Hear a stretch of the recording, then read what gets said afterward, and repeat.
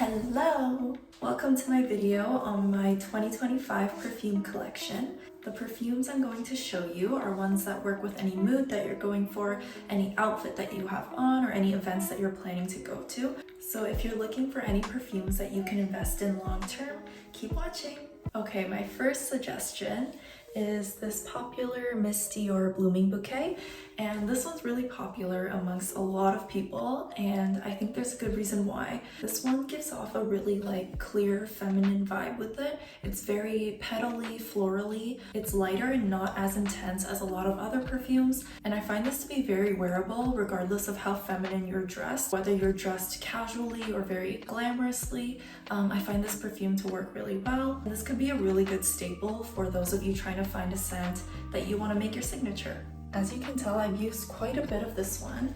To me, this one does seem like a good everyday perfume. It's light, wearable, and it has a hint of sweetness to it, which I appreciate, especially in the summer and spring seasons. And so if you're planning on finding a good perfume for the spring or summer season, this one is highly recommended. Okay, following that brand is another one from Dior. It's the J'adore perfume.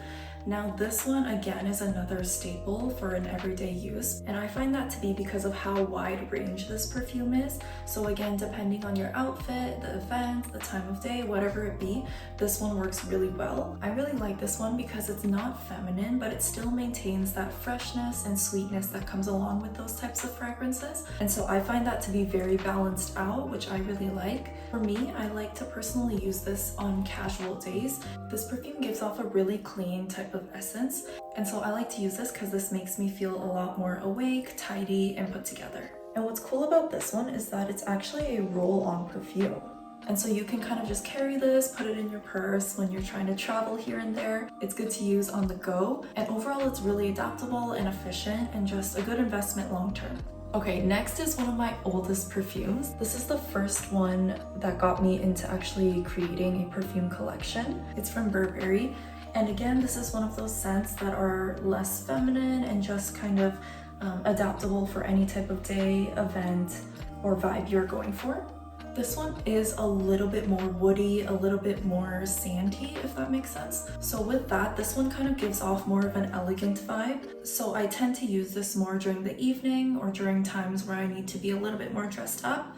And I don't know if this is a great description, but this type of scent makes me want to wear gold jewelry, and I'm not the biggest fan of gold jewelry, and so that tells me a lot. And again, this gives off that elegant, mature vibe, which a lot of us may want to go for. And so if you're trying to achieve a scent that's a little bit more mature, I would definitely recommend this one. And this perfume goes better during the fall and winter season because of how the woody scents and the sandy scents kind of give off that warmth. And as we're in the colder seasons right now, if you are looking for immediate recommendations, this one's a really good one for this specific time of year. Okay, next is my Gucci perfume, Bloom. This one is another great one. The best way I can explain this one is the mature version of the Dior Blooming Bouquet.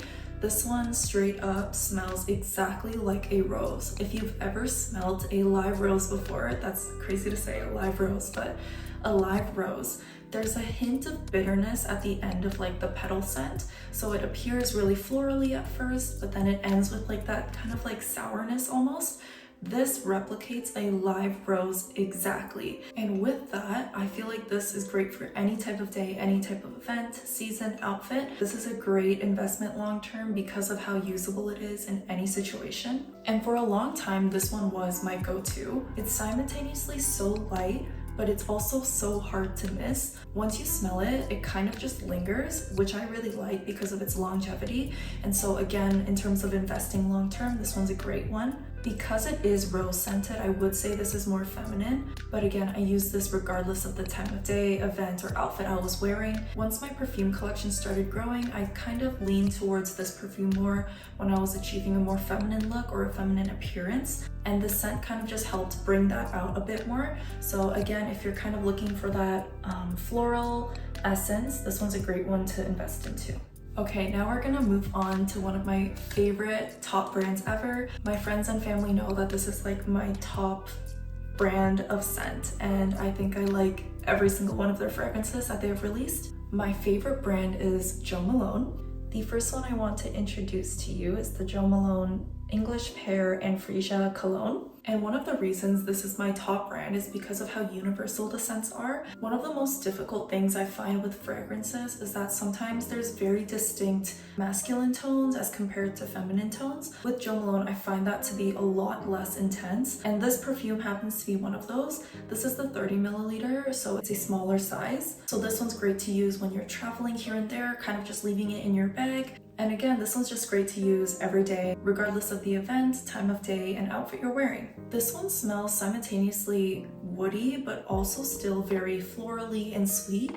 And so I like the balanced tones of this exact fragrance. One of my favorite things about this specific fragrance is how light the scent is. So like in the case that you walk by someone, it's not too intense, but it's still hard to miss because of the freshness it offers. Okay, next, this one is just a quick little sample from Jo Malone. It's the Peony and Blush Suede perfume. This one is florally fresh, but also very cooling. So the end scent kind of gives off this masculine tone of like cold freshness. This one is a scent that's a little bit more intense, as in it's a little bit of a stronger note. So personally, I don't think I would use this as an everyday scent, but this one would be great for special occasions, especially during the evening. I would recommend this for friends that are trying to find a signature scent for the summer or springtime, because this one ends with like a colder note. I feel like it gives off a good freshness or cooling effect, especially in regards to the warmer seasons. And again, this brand works really well in that it's very universal. So again, although I wouldn't use it as an everyday perfume, a lot of other people may find it works really well in terms of their preferences. So if you're looking for a perfume that's a little bit more intense and a little bit stronger,